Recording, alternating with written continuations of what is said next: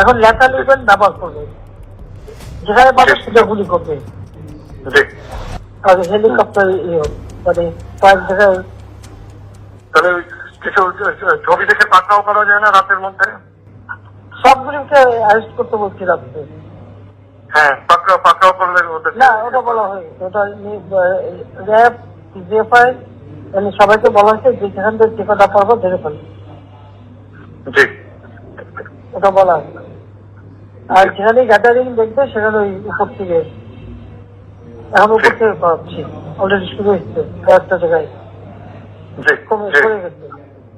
জি মোহাম্মদপুর থানার দিকে মনে হয় যাচ্ছে একটা মোহাম্মদপুর থানার দিকে।